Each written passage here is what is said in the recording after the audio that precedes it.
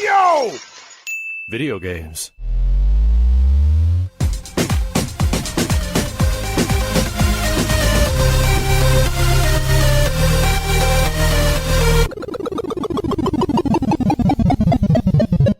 What up, dudes, and welcome back to the YoVideogames podcast. I'm Matt. And I'm Andrew. And once again, thank you to all our generous patrons who kept us going for over 400 episodes. Yeah, if you're interested in becoming a patron at any level, please check out patreon.com/YoVideogames podcast. Dude of the week is Jovi C.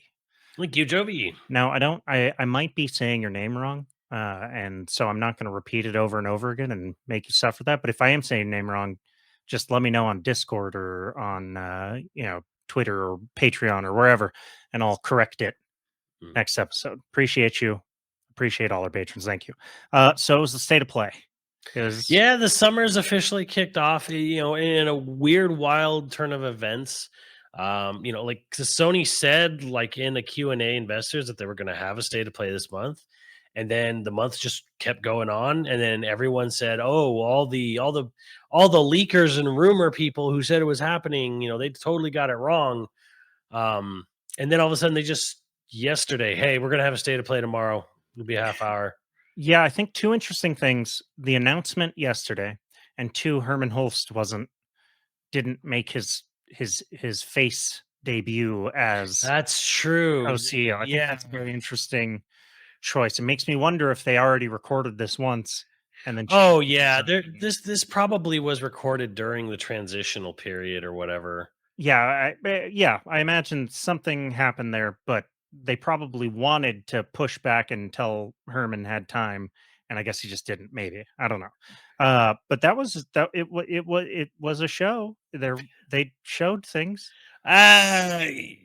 This was okay.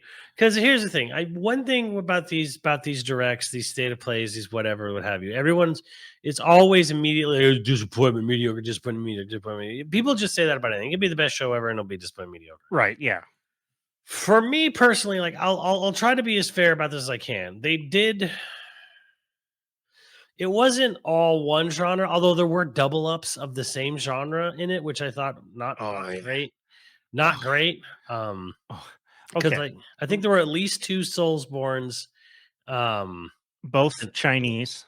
Yeah, and two hero shooters. Right. But it was like, okay, so they kind of sort of tried to not everything was like awful or whatever. And like, it was two platformers.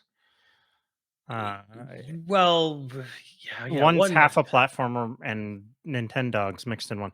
Look, I'm going to say one thing to start off because I'm going to make some jokes, but there was actually a couple of surprising things for me. And one of the surprising things is that this might be the first show ever where the VR game or VR games are among the cooler of the options. Dang.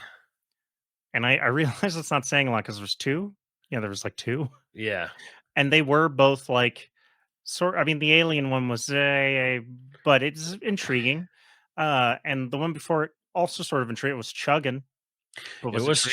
It was chugging. But yeah, that VR one was like Skyrim and Dark Souls had a baby. Yeah. Like a weird baby. Yeah. No, Shadow of the Colossus.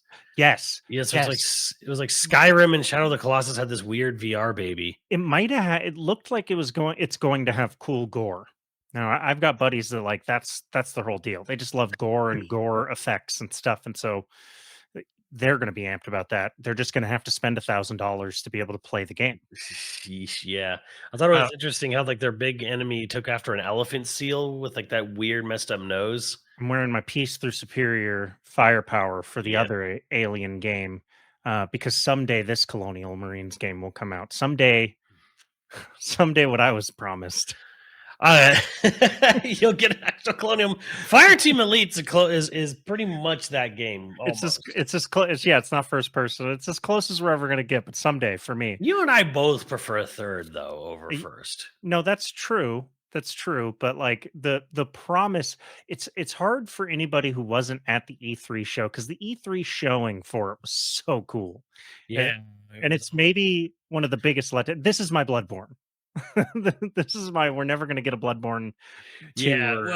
Okay, so I don't know. I guess starting at right at the top, it was one of the most egregious wastes of money I've ever seen from a company starting the show since Beyond Good and Evil 2, and very thematically similar. Uh, Um, you- so we got this like 10-minute long animated movie. yeah, it was Shadowrun. No, Yeah, Overwatch. No, yeah, Concord. right, Concord. Yes, not Overwatch. Not Overwatch, for Concord, which we got. Remember, the first teaser trailer was like nothing. It was like the inside of a ship coming out of light speed with like Wasn't it like a burgers and shit. cheeseburger? Yeah, Yeah, right. it was like, well, what's this? Like, so here we are. They're like, we're gonna give you, the first gameplay, but first, here's a look at the characters or whatever. So they do this extremely long anime, basically an animated short film, Right. just like Beyond Good and Evil 2. Similar setup, themes, tone, Mhm. not as many F bombs. I don't think there's any F bombs actually. A lot of people are going to be like Guardians of the Galaxy, sure, but like Yes, there was some Guardians of the Galaxy vibes. sure, but like it's a lot. It just reminded me a lot of just sort of that homogenized Western space Destiny, Beyond Good and Evil 2, yada yada. Anyways, I call it a waste of money because we saw this thing that probably cost them in the tens of millions of dollars to make, just that cutscene alone. Oof. Probably in the tens of millions of dollars just to make that cutscene.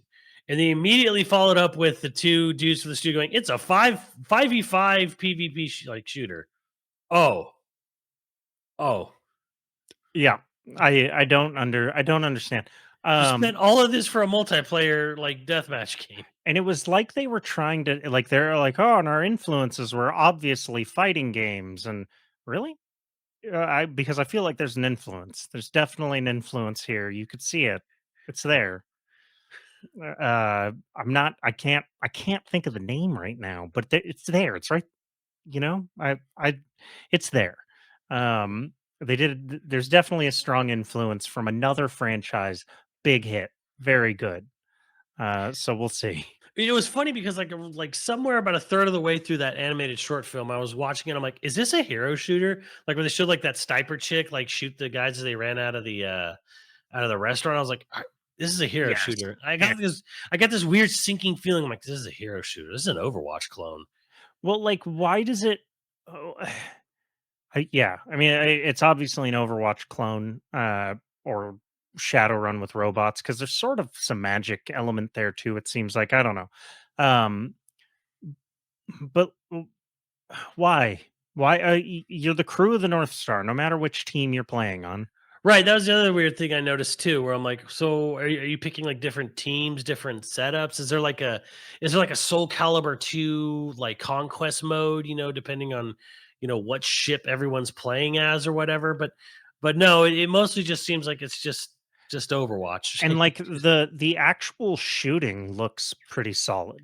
Like the actual like gameplay looks Well, they, fairly they seem solid. to be fairly confident about it. It looks slow to me, but Well, yeah, but a lot of whatever. shooters have slowed way down. Yeah, I guess so. Shooters in general have slowed way down, but like arcade shooters, I think the most hilarious thing to me was actually like a blink and you miss it moment near the end where it's kind of like, so Overwatch. So is this another Battleborn? And they literally show a mushroom person I missed on the that. character roster. I was like, oh shit. Well, you know what? I want to have high hopes for it, but I do think they've missed the window for a hero shooter Oh too. yeah, this is coming out years like so. I'm watching it. I'm like, man, this must imagine being like whoever, like your project manager or someone high up at Sony years ago, Yeah. and you basically made this deal with Firewalk or whatever, and you're sitting there like, okay, how's the progress coming? How's the game coming along? And like all these other games are coming out and releasing and either just like disappearing or whatever, and it's like, Well, okay, so I'm going to say something else that, doesn't feel like a hot take to me, but it seems like it might get a reaction. Uh, at least two of the games they showed today were supposed to be launch titles, right? For PS5. And I think Concord looks like a title that maybe was meant to be a launch title for the PS5. And of course, Astrobot looks like maybe it was meant to be a launch title for the PS5. well, it is because it's technically like a sequel. It's a sequel to Astro's Playroom. Yeah, but like It's part two of the launch game they made. So both of them are just weird. I don't know. They just seem out of place for this point. We're 4 years into the life. No, I think I'm gonna Astrobot, which was probably the best thing I saw at this whole thing. It's like it's this weird full circle thing where like this was something that was everywhere on PS2, and now nobody makes it. So now it's unique and refreshing because it's just been out of the Sony loop for so long. It is sort of the one thing that I saw that I was not like that I was actually like, oh, about. I don't know if it's necessarily going to be a game for me. It looks like a fun platformer, but I'm not sure how much Well, time I'm going to sink into it. Astrobot's going to have the kind of a similar problem that Sackboy Adventure did, which is like, oh, how do you price this? And that leads back to Concord, which I don't know if there's actually they didn't say anything about free to play, No, but it's which definitely going to be a games as a Marvel service. Rivals is. So it is a games as a service. So if they're charging money for this, well, what are they charging for Concord? Are they actually going to try to charge full price? Because that was an expensive ass fucking intro to the game. Yeah, that's gonna be really interesting. If I was sitting here going like, what's fair on a game that you're eventually supposedly going to have to buy, say a $5 character or more, uh, hopefully repeatedly in their eyes, is it 40? Is $40 I something would that's okay. 50? Me personally, I wouldn't spend $1 on this game on Concord. I wouldn't spend $1 on it. I would. Yeah, but I'm assuming that they obviously have a target market. They believe a market is there for it. Mm, So who is that market going to spend? They're hoping to get at least $80 out of you, right? They otherwise they would have just sold it as a $70 game, but they're hoping to get at least that extra 10%. Let's say, yeah. do they think they're going to get more by giving you 5 characters in the beginning with $50 and then Mm, they'll release 2 character packs for $10 right. Right. every 3 months or whatever? I would say that's a mistake. I would say charging more. I'd say 40 is already pushing it for this game. And Yeah. it's chances of success to me feel like because here's the thing because it comes out in August, like late August. Mhm. Here's the weird thing: both this and Marvel Rivals, which is free to play, it is already an Overwatch game, but it has Marvel characters you've heard about. Mhm. Both of them have betas in July. Huh. Well, so Rivals is going to be the biggest reason why Concord fails. It Because Rivals it is free to very play. much might well be because I mean, and people are playing Rivals on PC already. Yeah. And Overwatch exists, and Valorant. I think it's Valorant, or no, there was like some leak from there's a Valve leak. It's a hero shooter. I forget what it was. I don't know, but I don't know when that's coming out. So maybe who knows? But like that's just going to be another log on the fire, you know?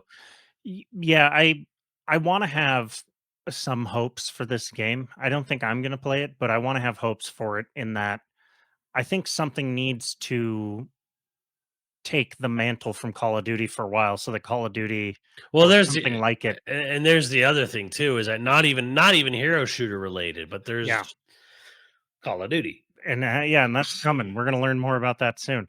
Yeah. So part of me is like, and that Call of Duty is going to be on Game Pass. Yeah, they So, officially committed to putting the next Call of Duty on Game Pass, man, which is that's it's almost crazy to me where it's like I almost understand like them not doing that, but like I think they're really trying to boost their Xbox numbers because this is the only thing that's going to do it at this point. Like the only thing that's going to yeah. get people because COD is that big. Like there are a lot of people like why would anyone buy that? I'm like Warzone's free. I'm like sure Warzone's free, but like the yearly COD releases people still buy. Most of the people buying video games in America buy the yearly COD releases. Yeah, and this is gonna be a blop, so they might do like a separate Warzone blackout with it. That's I on don't know. beyond that. I don't know. It's crazy to me because my mindset, as the rumors of them debating it internally were going, we're always like, why don't you just put the everything from COD 1, or if not even if you can't do that, like COD 2, the 360 COD, put everything from the OG Xbox to Black Ops 4. That's a closed circuit right there, right? Mhm. Like there's no cross play you have to worry about. There's no nothing, right? There was never anything, no cross progression, no cross play. They didn't share servers with anyone. Like they existed sort of in their own little bubble as games. Just put all of those. And that's like, that's like what, close to 20 games or whatever. Everything from the original to Blops 4. It's put all of that on Game Pass, and then everything from the Modern Warfare reboot forward, that should just keep that on the market. You have to pay for that, whatever, right? How many people would they lose playing Warzone that go back and play Call of Duty 4 or Black Ops 1 or 2? I mean, That's my I that's the thing wonder. is those games aren't supported. They're not sort of in rotation or anything. They're not moderated even. They're not really getting any feedback or whatever, right? So they're kind of like they're old. They're really old. They're not sold. They're not constantly selling any longer. So I mean, to me, it was just kind of like, well, why don't you just put all the old ones on there? Because a lot of people, a lot of us, you and I, like if they threw OG, not remastered, OG COD 4 on there, Yeah. Blops 2 on there, Blops 4, I'd even restart earning stuff again in Blops 4 if possible. And that's the thing is Blops 4 is this little closed off, it's a full on BR game. It's got Alcatraz on it. It has no more updates coming. It's completely done. Like it's Yeah. content complete. Like I don't know why they didn't do that. Instead, they're actually just like, well, let's just put the newest one on there. Well, it's a positive thing, but that's kind of I guess that's a kind of a discussion for the Xbox podcast when that comes Which up. will be coming. We got a God of But War, again, yeah, like, Concord here, I think is like you were kind of implying, was kind of Sony's like move to sort of jump in front of COD because they don't own it. yeah, and it might be too little, too late. I don't know. I I want the I want the team, the dev team, to succeed. I don't know that this is going to do it. We then get a PC port of God of War. I think everybody knew that was coming, and nobody's. This happened multiple times during the show where I was like, this wasn't announced. And everyone's like, no, it wasn't announced. It was just assumed. It's just assumed. I was like, what? There was like 2 or 3 games this show that I was sure were announced already, but for either PS5 or for PC. And this was the first one where I'm like, didn't they announce this for PC already? No, apparently not. Well, who didn't know this was coming? Everyone knew. I mean, the rumor is fine, but like basically everyone knew. Like you did. If you didn't know, uh, you know, good for you. You're not on the internet, and genuinely, I am so jealous. Um, Yeah, and that's coming September 19th for PC. So it's that'll happening. yeah. Can we talk about what was said by Herman Holst like a day or two ago, where he was like live service, like he's admitted they've already sort of like dipped their toe in and sort of admitted defeat on this. Live service games will be day and date PC, PlayStation, multiplayer live service focused. Helldivers 2, I think it just proved them beyond a shadow of doubt. You better be doing that. But then he said single player narrative focused games will be selective about when they release. We're going to release them on PlayStation. The idea is to release them on PlayStation 5 first to entice, and then PC later. And the reason they do PC later is to entice players to entice them into the PlayStation ecosystem. And I'm like, they're going to Mhm. wait, dude. They're going to wait. Yeah, I would say that if there's anywhere that Sony shines great, like their single player games right now, they dominate. Like they're AAA single player games, so it makes sense to me that they're going to hold off on that being PC Right. It port. was just the idea that like, well, we're going to use them more as like, advertisement for people to get into to buy a PlayStation. Like, no, they're just going to wait for the PC version. Like Maybe you I don't told think them people are that. you told them there's going to be a PC version later. They're just going to wait for the PC version. Yeah, I Why don't know. wouldn't they? It's going to be the better playing version. People aren't that patient, so If the impatient people have already bought a PlayStation 5.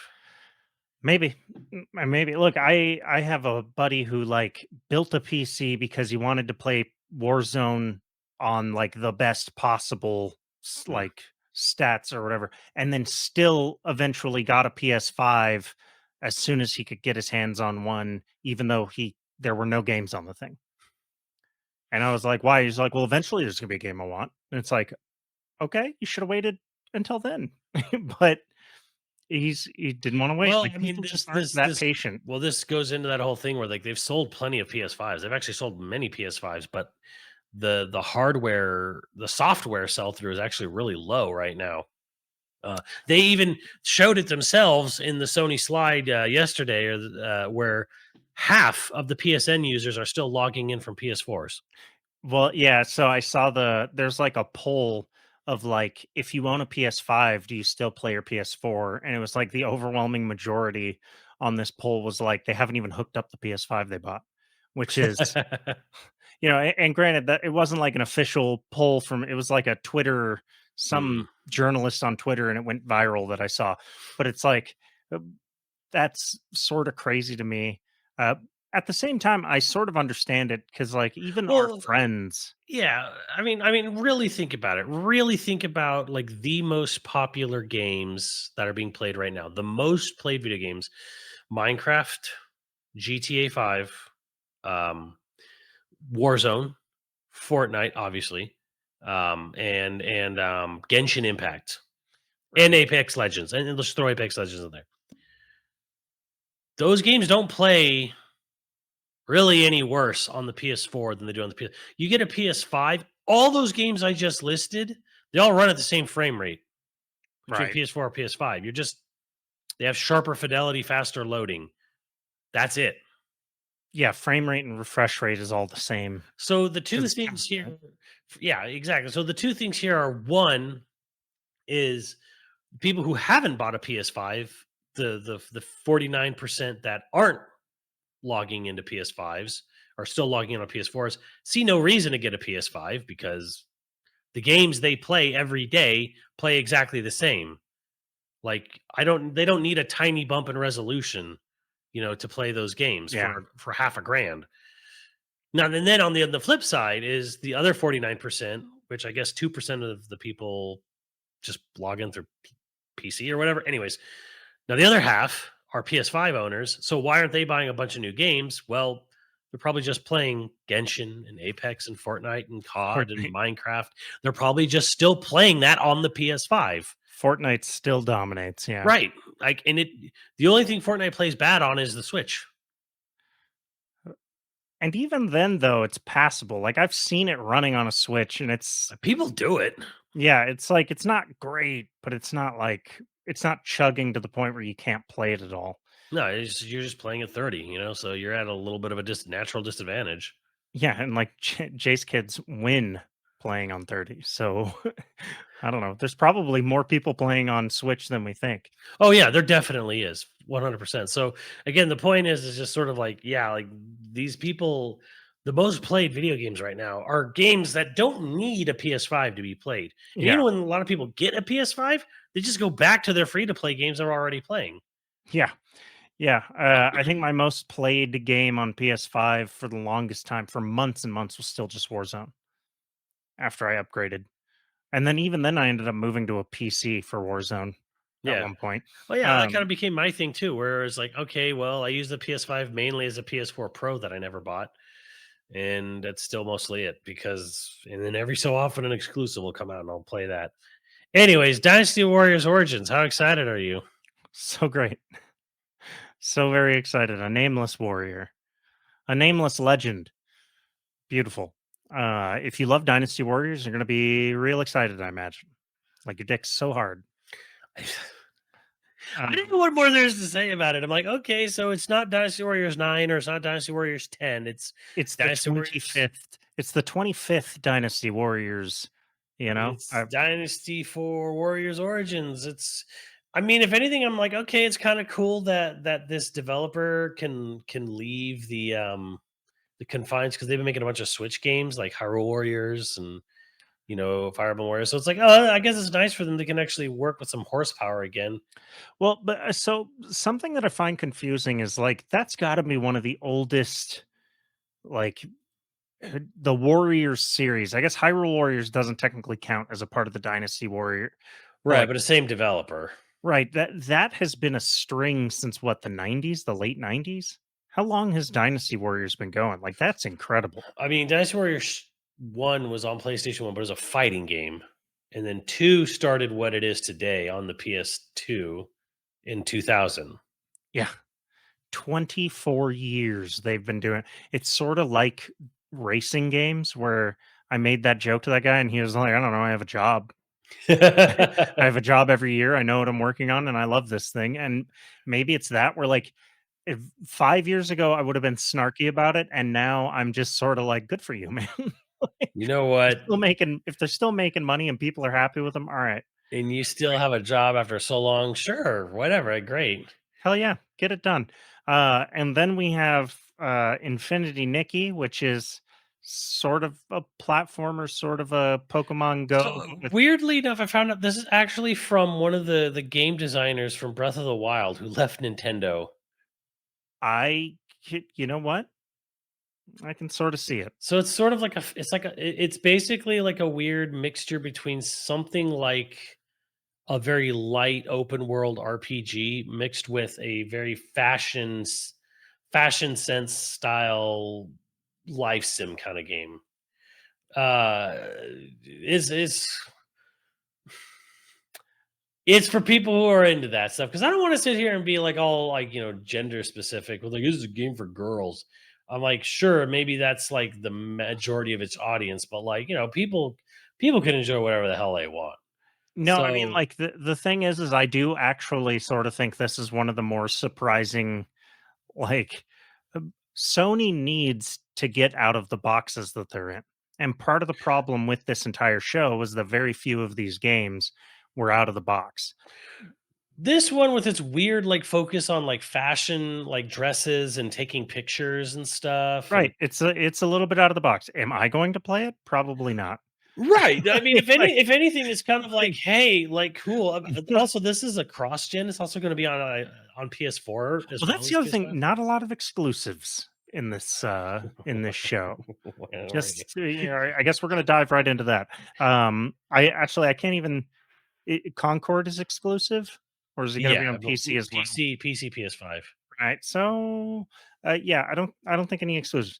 Infinity Nikki is like, I don't know, somebody's gonna enjoy streaming it, and Hey, man, it's gonna like become you said, somebody's personality. Yeah. this is where I'm like, look, I can't sit here and say Sony just had a bunch of bulletin board games or whatever. Like everything was the same. No, they had some weird ass game like that, right? Yeah, like So, I think it's it would be very easy to make fun of this game.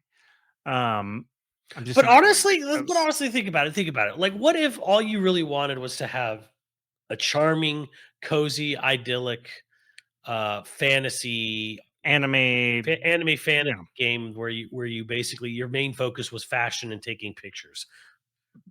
Like Yeah, for someone, this is their messiah video game for some. this is their Bloodborne. It's their Bloodborne, right? Yeah. So I'm like I've got Colonial Marines, other people got Bloodborne, and other people, even more other people, have Infinity Nikki. Infinity Nikki, whatever. Uh, I don't I don't know that we have well, I I know that we have definitely some listeners who this will be kind of like up their alley. Like it's a little platformy, it's a little RPG, and it's just sort of dumb cozy fun. You're right. I I think don't it's good that it exists because again, I think these directs, I think these things in general, they need this. They honestly do. They need variety. Do not I because like the thing that drove me the most nuts was watching Concord and be like another fucking hero shooter. right. It just like it's I'm it's hard not to laugh because it's funny to me that this is the thing that I am the most positive about from the show. A game I am never going to play, but Yeah, but and like at least they're not at least it's not the same old shit over and over. I I mean, they have 2 ports at least. No, they have 2 ports, a remake, 2 remakes, I guess. Oh god, yeah. Yeah, Jeez. and it's just like I'm not I'm not going to say that this is a failure of a state of play, but Honestly, I I think do think it's pretty weak. I think it goes to what we said early is the like Sony doesn't have shit this year. They just like they don't. This is a dead year for Sony. If you were planning on buying a PS5, don't wait. You know, unless you really like Astrobot, because that I mean that is this year somehow. and it's gonna be a good time. I do think we are seeing the effects of COVID here because everything happens in a delayed thing where people are like, oh, a bunch of games came out last year. I'm like, yes, those were games that were already like a chunk of the way into their development during COVID. Right. They got stopped, and now they finished it. And now these are all the games that either just started or were being proposed during COVID, but then all of that got backburned hard. So Yeah. now this is where the actual delay in game releases actually comes in now.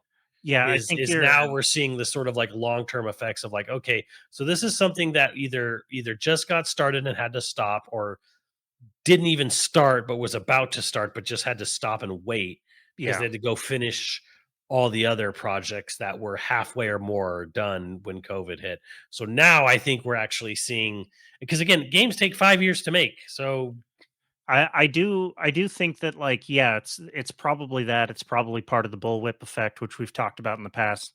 I do think 2025, it means you're actually going to start seeing things that were meant, like, when I say PS5 finally has launch titles, I think part of the problem is that PS5 got unlucky about when it came out, and yeah. everything got pushed back, or, you know, things that were going to be on PS5 instead got squeezed to be on PS4 so that they didn't have to Mhm. deal with the economic repercussions Yeah. of COVID. Yeah. Um, I think there's a lot of things that messed up in the industry.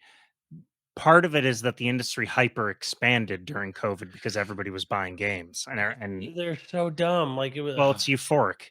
You get economic euphoria. It's this literally happens every single time. It's part of the reasons why bubbles happen in general, right? You get euphoric, everyone goes like hyper crazy, and then all of a sudden everyone goes, wait a second. And there's like a bubble that pops, or a recession, or whatever. Um, but I do think one positive thing about this show is it's 14 titles, and I think half of them don't come out until next year anyway. yeah, Um, there was y- Not there a was lot a of number that said 2025, and I was like, okay. Yeah, Dynasty Warriors Origins isn't until 2025 even.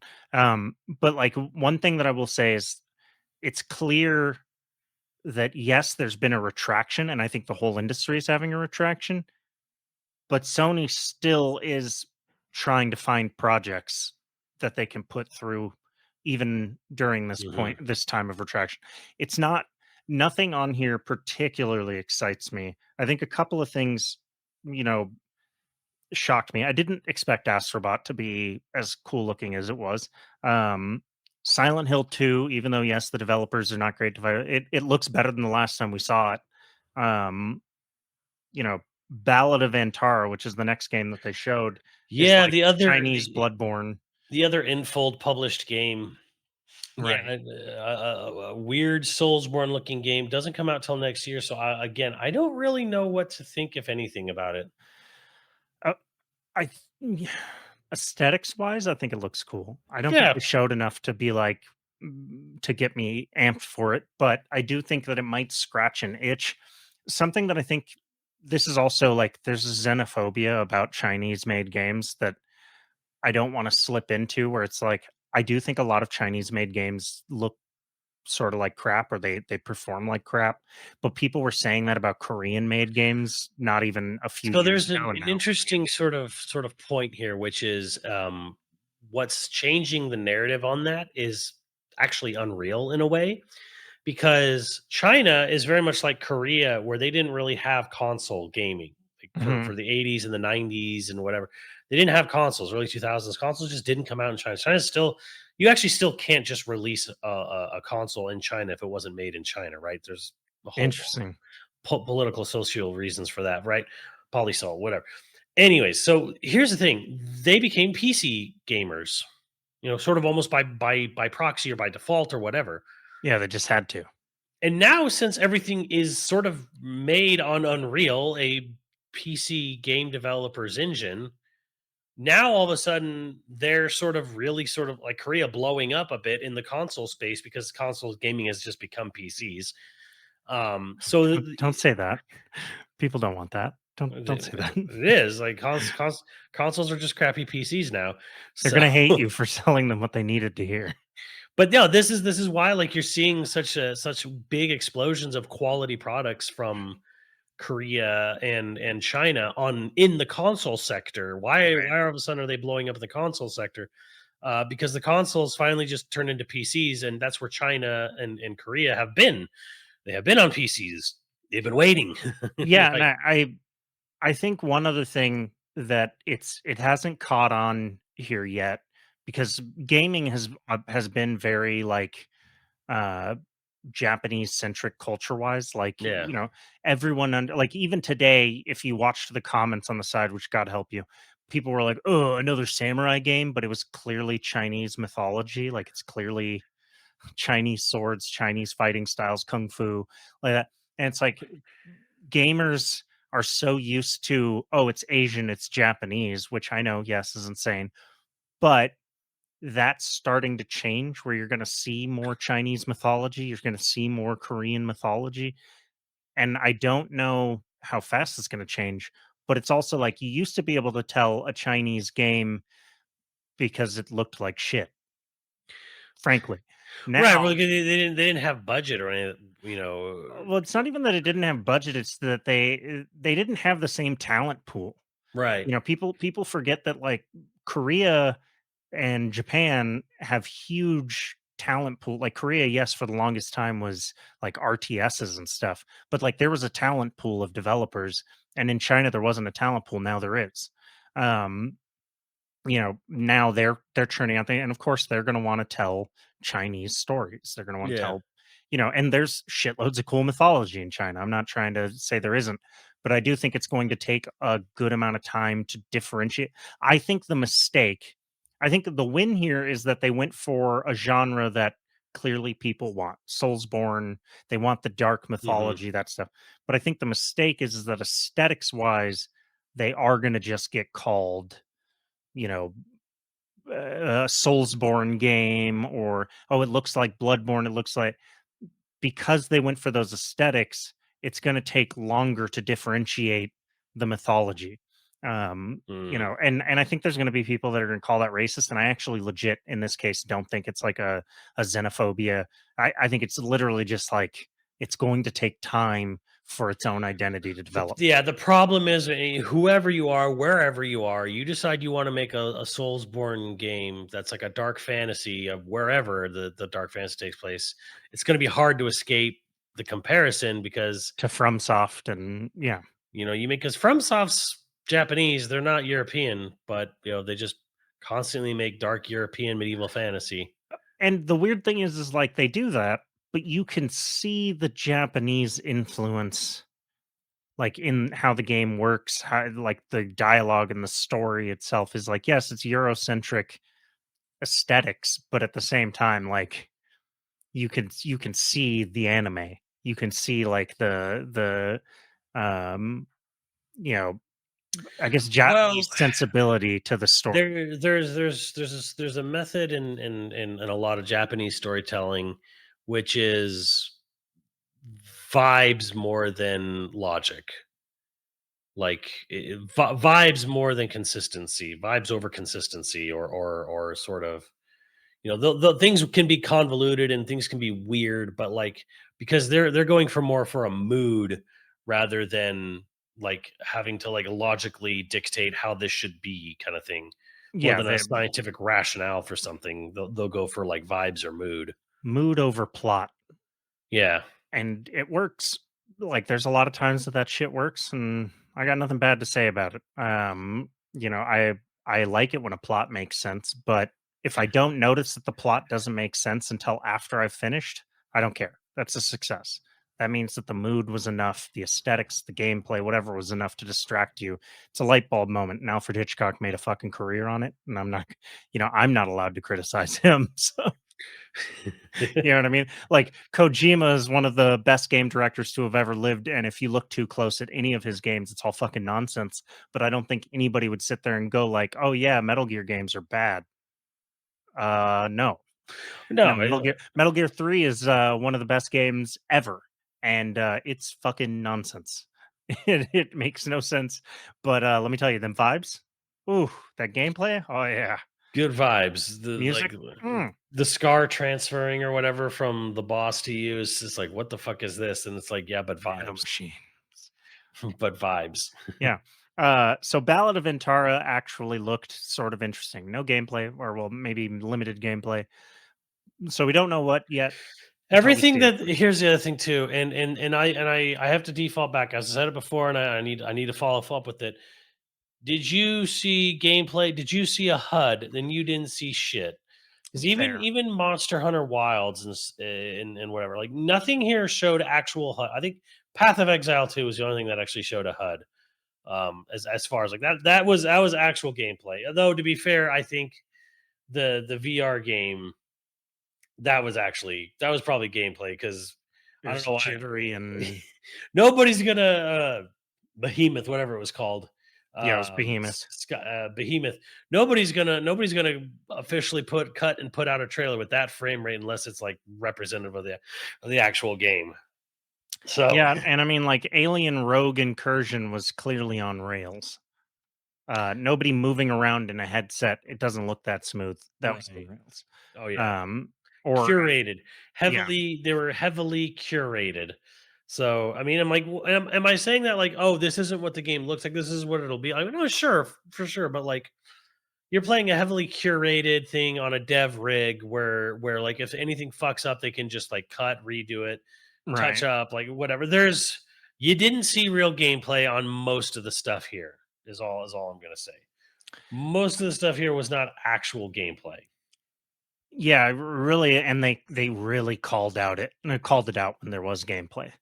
Like they made a point of calling it out. Well, they say it, but like even then, it was still like not really true because they're like, "Oh, here's our first gameplay trailer for Concord." There's no HUD, no HUD at all. Like in a lot of that footage, so you weren't seeing anything. Yeah, you were You seeing a trailer house in very controlled environments editing together a highlight reel. right? Um, which, that COD does the same thing.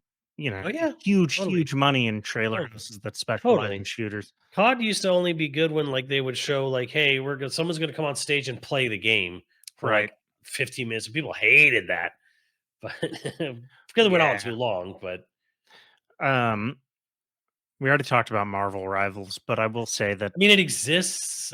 y- yeah, it looks cool. If you're looking for that, I do think Marvel Rivals coming to PlayStation will excite some people. That actually had HUD elements. You're actually seeing actual gameplay, but again, it Yeah, is because play. it's been around forever. Yeah. Yeah, it's on PC, so it hmm. Man, hearing the story from someone who worked on contract for that game is just sort of like, ugh. The only story that I've seen about it is that it was a slog. Otherwise, um, Well, this was from like an artist or someone in the art department who was just kind of like he's like every week we'd come into the office and they just be like, "This is really popular right now. Put this in the game." Like ooh, it was just like constantly getting notes from the bosses. Like, this is really popular. Put this in the game. Put this in the game. Do it just like this. Like just straight up telling them just do what this game is doing. there was a thing in marketing for a long time because of Ives, the guy at Apple. He would do these videos where he would use like lots of adjectives Mm. to describe. He'd like you'd see a close up of an iPhone and it would just be like shifting and it would just be his voice saying adjectives, nothing else, nothing about the power. He'd be like power, sleek, like shit like that. And he would use really obscure specific adjectives. Um and a lot of it was about tone and beat and stuff like that. And so there was like this thing that went through advertising for a while where like everybody was trying to do that. And so you'd get like fucking water bottle commercials that'd be like rotund. And like Rotund. yeah, and so it's like it's a thing with executives where like, you know, how many of them just heard their kid being like, "This is so fire," and all of a sudden, like, "We gotta make fire content." Like, you know what I mean? Like, we gotta, we get, Oh man, well, my eyes. I mean, it's off topic, but I mean, like, God, I still remember going to a Comic Con panel with people who worked in the film animation department for Disney in the early '90s, and how all those Disney afternoon things were created. Like the first show, Gummy Bears. I mean, I think I don't know if I mean, stop me. I mean, but like, okay, so they had said they had this meeting. Iser said, "Come to, I'll just have the meeting at my house. We'll have it in my living room on Saturday." So we all are like four or five of like these showrunners, animators. They show up to his house, in whatever gated community Eisner lived in. which was all awkward and weird. And like nobody came to answer the door. And then the gardener, it was like, just go around back. So we walked into the backyard. We walked around like the side of this guy's house. We go in the backyard and he says, "Oh, I'll be with you guys in a minute, boys." And so we're sitting in his living room awkwardly, and we see his kids just coming out of bed and going around and making themselves cereal and stuff and eating, and then just like going on their day. And we're just sitting here twiddling our thumbs, waiting for Michael Eisner. And he comes in, he's like, "All right, guys, so pitch me. What do you got going here?" And it's like, so we had our pitches. Like, he says, in the middle of it, he stops and said, "Okay, guys, wait. I just got back from a family trip vacation, and every time we stopped." To get gas or whatever. Like my kids wanted gummy bears. Every time we stopped somewhere, they wanted to have the gummy bears. We got to do something with these gummy bears. Can we make a show about gummy bears? And that is how the 80s cartoon of Walt Disney's The Gummy Bears got made. They had to do this because the executive had this weird, awkward meeting in his living room on a Saturday morning. And his takeaway was, my kids eating gummy bears. This is the hot thing. We got to make a show about gummy bears. So you know how the FGC has like words that don't mean anything anywhere? Like they have their own slang, their own Yeah. lingo. Uh, you know, it's like a guy who came up in the FGC finally gets to be a gaming executive, but all he's ever worked on and been a part of culturally is the FGC. And then now they're all like, okay, we want you to make a platformer. What kind of platformer does he make? Well, Fighting game he platformer. makes a fighting game platformer. And that's really cool to the FGC, who are there's dozens of them in the world. Like the FGC is one of the smallest communities, fierce. eh, But yeah, They I are. mean, it's not something they want to hear. But like as far as like multiplayer gaming goes, it's like, yeah, It's multiplayer small. genre. It's still kind of small. And now granted that's just a very specific example to, our own community, but that's what's happening right there. As you by the time you become an executive where you can make those decisions, like you're the money man, you're so disconnected from real life. There's no grass for you to touch. So you're all like, gummy bears are super big. Yes, with children, they're very big. Gummy bear. And so he latches on to gummy bears. And I have seen this happen with like guys who a startup guy who's like making a coffee machine, and like the dude is Dutch and he's very, very smart. But it's been so long since he's like been around his core target market that like he's uh, giving input for ads for his product for like only the highest middle class people can afford this thing. Oh yeah, it should be in a glass beach house where you see like ocean and you're all like, but who do you think is going to buy this fucking thing? Like, who do you like? That's sexy as hell, man. I love that. Yeah, absolutely. There should be models everywhere. I'm in my mid 20s. I want to spend all day with some models shooting sexy product shots of your coffee machine. But like, who the fuck is going to buy this? Not the models. Like, but you can't convince a person that they're wrong at that point. Like, they have all the money and power, and they're already in the position where like they don't have bad ideas. You Right? have bad Yeah. ideas. I don't have ideas. I'm successful. Like, I'm a genius. I run Disney. Touche. You are correct. So when he said that, I hope every single one of those guys was just like, "Yup, that's smart. We're on it." Well, Like, hey man, a gummy bear show got made. it did. Oh yeah, absolutely, it did. And he checked in on it. It was his baby until it wasn't good, and then he was like, "I don't know what fucking idiot came up with that idea. It wasn't me." Not billionaire genius Michael Eisner, millionaire genius, I guess.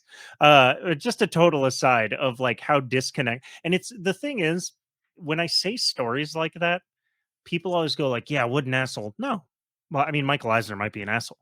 It's just that like you spend all of your time digging into a niche business, Yeah. you get to the top of that thing where you finally have the input. And so few of those guys that can make it there have ever played a game, have ever animated a show, or like worked with animators, or know anything about specifically the thing they're talking about, like with the product. I Okay, this is an example from many years ago, and we were working with a company that the agency that I was at was working with a company that was making Star Wars drones. And the guy who was the CEO of the toy making company working with Disney to make these drones, uh, it just like he was like, we need nostalgia. We need to let Star Wars fans know we're one of them, because he was a huge Star Wars fan. So I pitched him this idea where I was all like, it had like a training program for flying drones, and I was like, oh, anyone can go from Padawan to Jedi Master. He's like, well, don't you mean like rogue pilots? No, Rogue Squadron, man. right, but Padawans don't become fucking Rogue Squadron pilots, dude. No. Yes, yeah, I know that you know the niche, right? But like Padawans turn into Jedi. Like you see, he's like, yeah, but Jedi aren't pilots. I get that. I get that. Although all the There main was Jedi, there were Jedi starfighters. yes, there were. But this was a thing where we had to go through and like the guy wasn't dumb. He was just like, he was way deep in where I was like, yeah, but if you get the 12 people who are going to care that I said Jedi, that I associated Jedi mastery with piloting, yes, dozens of people will buy your drones. But like you need to, you know, um, it's just like a weird. There's a disconnect that happens when you get to that point, and maybe like you just get old. I'm sure it'll happen to us, or maybe it's just like you get deep into it. Think about how think about how like VR right now just doesn't appeal to us, right? But if in 15 years Mhm. VR is like the mainstream type of gaming, it's like the biggest type of gaming. Are we going to be the best judges of what a good VR game is? Not unless we get involved with VR now.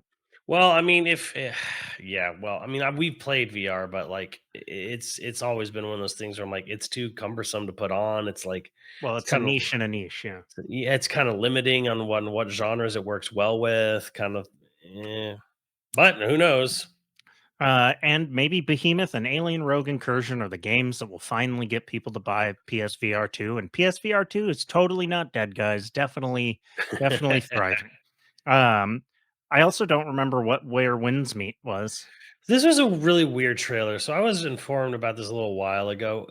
TGA, Tokyo Game Show, TGS, TGA, TGS, Tokyo Game Show. IGN actually had like a 8-10 minute like hands on just raw gameplay, and it did such a better job than this trailer they showed out here did.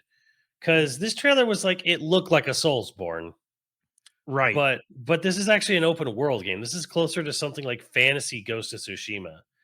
Like there was this like there's this footage on IGN on YouTube of this game where like a dude is like, oh, he looks at he goes to the pause screen, he looks at the map where he wants to go, right?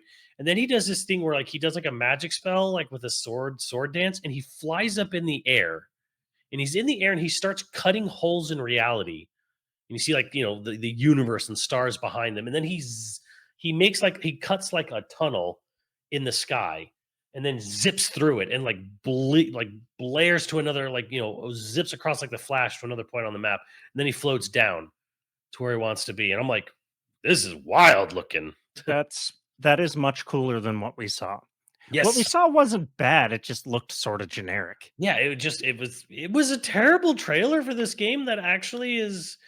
I don't know if it'll be good or not. I couldn't tell you that, but Way more promising than what I was expecting, though. like just imagine, if you will, just a very take something like visually art, a sort of color palette wise like Ghost of Tsushima, but in China, and and then infuse it with tons of magical spells and magical abilities, kung fu, flying, stuff like that, like giant creatures, mythical creatures. Like it's that.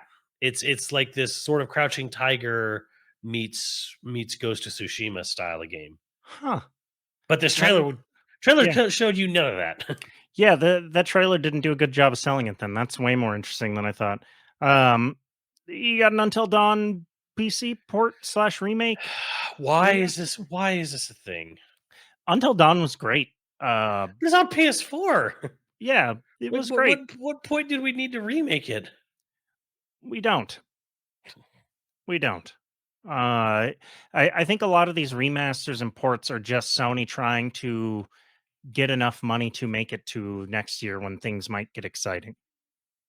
Or 2020. I see. I'm beginning to think 2026 is when actual excitement's going to come. Yeah, yeah, honestly. Um, Granted, we'll see what other things Capcom announces later. Sometime this month. Because like Capcom tends to do well on PlayStation too, right? Like, I mean, it'll be on everything, but like PlayStation n- tends to sell a lot of Capcom games. And you got Monster Hunter. There's gonna be some sort of Resident Evil coming relatively soon.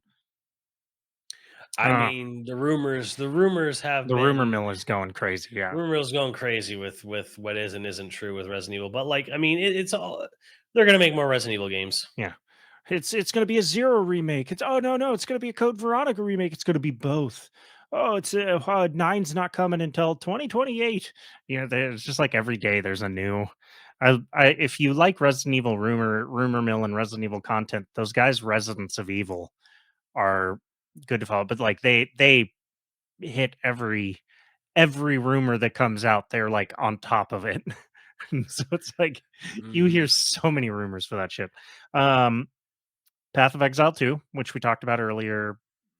It's This was another one of those. Wasn't this announced? Doesn't this already exist, or did it not exist on PlayStation before? so it's very Diablo, and I think maybe that's why we thought it had been around already or talked about. Or This must be like have existed for a while on PC already. There's no I swear to God this existed before. yeah, what is it called? The Mandela effect. Yeah, like Yeah, Bernstein Bears or something. yeah. Um, Silent Hill 2, which we talked about, like it looks way better than the last time we saw it, but we're still a little bit iffy on the developers. But it looks better than I this mean, one. Still no real gameplay. There's a little bit of combat, but to be fair, they were doing their Silent Hill direct like as we're recording this, so we'll so like there's more that could be. Yeah, yeah. I mean, I guess we'll have to see post recording or whatever. yeah. And then Wilds was again. This was when like the last two things are the things most interesting to me on this whole state of play. To be fair, and A PS3 game and a PS5, what should have been a launch game. what Wilds. While Wilds looks a little bit like a PS3 game, and Wild still looks a little rough, like performance wise. Like I'll be honest, but I did like to see the storm effects. Like that's kind of cool. Like because like uh, you get some storm effect, weather effects in the old Monster Hunter games, but like having full on, like big old sandstorms, lightning storms, yeah, that's kind of cool. There was an interesting thing I thought where you now have to sort of try to lead the monster away. Before it was always like, where does the monster sleep? Go find where it's sleep and stick a thing in its ass. Um, Now it seems like trying to lure it out is going to play a much bigger role. We'll see if that turns into anything exciting or if that just makes the gameplay more annoying. We'll see how that goes. I like seeing how there was like a bunch of raptors all like because usually in Monster Hunter it'll be like one enemy versus another enemy. So yeah. it's kind of nice to see like a bunch of like raptors jumping on one of the monsters or whatever. Well, Monster Hunter is one of those things where it's like if you love Monster Hunter, every iteration is probably not going to let you down, and if you don't like Monster Hunter, no iteration is going to make you super excited. So I think for like Monster Hunter fans, you're gonna be happy. This looks great for you. But it didn't show a ton of new stuff either though. So, and I know they had like a big detail breakdown on like the PlayStation blog for this game. Hmm. So maybe there's more details there. But as far as like showing stuff in for Monster Hunter Wilds, it's like cool, more stuff. Like okay, weather effects play a bigger role. Like you have another riding companion now. That's good. They kept that from Rise. Um, Maybe you have to do a little bit more strategic stuff with the monster rather than just find it, chop it, find it and fuck it. Yeah. So it's cool, but again, I've also been saying like this is a 2025 game, so I'm like I'm not really getting. I don't want. I'm not like jumping up and down like oh my Right. god, yeah, I'm Outer Worlds. It's like okay, well, it's going to be a while. Hold on, 6 months at least, it's good. probably 9. It's gonna be some time before you can really sink your teeth into the game at all. So like I guess I'll wait. I'm excited for the game. I'm happy happy to see more, but it still feels like we haven't seen much. Weirdly, But at least to hold you over, you got Astrobot. and Astrobot, the big surprise is that it's coming out in September, which I swear Sony said they weren't going to release any first party games this year. Oh well. I yeah, I don't know. The thing is I can It's fine. definitely people were disappointed by this. I'm sure as being like the big reveal. But oddly enough, I do find this to be one of the more fun reveals where it's like same thing with Infinity Nikki, where I'm like, at least they're taking a swing into a genre that they desperately need on PlayStation. Yeah, like just 3D platformers in general, and it's cute to see like they're still doing the sort of Easter egg stuff with Uncharted and Mhm. Journey and Shadow of the Colossus and Eco and Parappa, that were in the trailer and stuff. So Yeah, this is kind of it's like a celebration, like a Sony celebration game. right, which I like that in a sense because like I feel like Sony doesn't really care about its legacy that much. Maybe there's the Jim Ryan effect, maybe of like who would want to play old games, but it's like, man, I wish Sony cared about some of its older stuff. It kind of like it's almost like, oh well, PlayStation 1, PlayStation 2 era stuff is not really popular anymore, so we don't give a shit. Mm, Like that's like the attitude you sometimes get from them, where it's like yeah, you've proved you've had your usefulness, you're no longer useful, goodbye, kind of feeling. it's not entirely true. Gex is coming back. We were wrong about that. Gex is Well, it's getting a re-release or something, but I mean, it's does it going to be even really huge. count? Gex is huge. Gex will be huge. Gex will Man, be I huge. would God, I wanna interview Glenn Schofield. I mean, I don't think he's probably talking to anyone after Callisto Protocol, but um I I don't. want to We'll send an email to him and be like, let me just I just want to talk. I'm like, tell me, just tell me everything that went on in Gex 3's development. I would. How did you get to these? How were these decisions made? Just tell me everything. I want to know in detail. I would like to interview him. God, I'm blanking on the guy's name. The guy from Gearbox that does the magic tricks. Oh, Randy Pitchford. Randy Pitchford. I I want to interview Randy Pitchford. I just want to see like how cocaine is Randy Pitchford. Like how much of his body, like does he just sweat it? Like I want to know it. it's, Uh like it's not dandruff, it's cocaine. yeah. She's just like I just want to know. Although in seriousness, someone that would be fun to interview for the podcast would be like Robin Beanland. Just did Yeah. 30 he just got his 30 years Yeah, at rare. Rare doing music stuff, Beano. Um but that is okay, let's end on a Hey, rating. there was an Ape Escape Astrobot at the very end of the Astrobot trailer. I saw that. I just want to point that out. Like Like I look at I just don't want people to think I'm biased that that's the reason that I'm positive about someone, Astro someone, somewhere cares. remembered Ape Escape. Well, clearly they're listeners and they're all like, Andrew's gonna like this. Just throw it in. But yeah, I'm because this probably wasn't the greatest state of play that I've ever seen for me personally, but I'm gonna give it a 3 out of 5. Yeah, 3. I would say a C. Yeah, yeah, I would give it a 3 to. I would even be willing to give it a 4 out of 5 just because it had a couple of VR titles and it had a couple of titles that I was not expecting to see. No, I can't go that high because so much time was spent on fucking Concord. And like it was like, here's a VR title. It's 2 seconds long. Let's spend 20 minutes on Concord. If it was 5 years ago and they spent 15 minutes on Concord, it would have been fine. It's why I sort of think Concord was probably originally intended to be a launch title of PS5. A hero shooter to launch a console, the same way that Astrobot to launch a console makes sense. Um, it just this sounds so mean, and I don't mean it to be this way, but like this felt like the reject state of play. Like Oh, this it's, was like it's, everything that they didn't have, it's everything that got pushed back and they didn't have fit anywhere else on their slate. They mm, just finally were like, "We got yeah. nothing. Throw it out now." This is the Um, island of misfit toys. yes, yes, sweet Christ, yes. That's what that feels like. Um, Sony's island of misfit toys. so I'm gonna give it a 3 out of 5. Not the worst state of play, but not. Yeah, there's people will be like, "Oh, there's never been worse." No, there's definitely been worse. I mean, Yeah. I remember there's been state of plays that's like 5 games or whatever, and there's like, You're like, and it's what the all just about the one you already knew about is like the only one like worth any sort of excitement. And yeah, no, there's been worse stuff, but like they tried to have a little variety here. I give them credit for that, but like yeah. it just, yeah, I think the vibe and the mood of this was the island of misfit toys.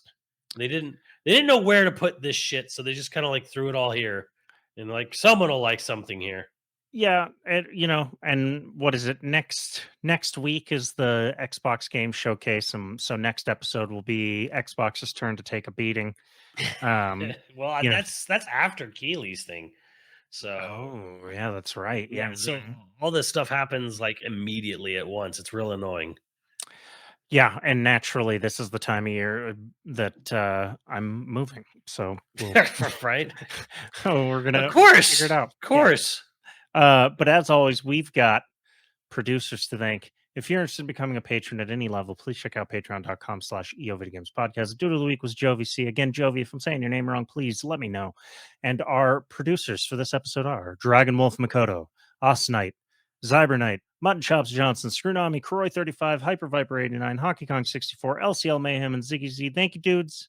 And we'll catch you next time. Later, dudes.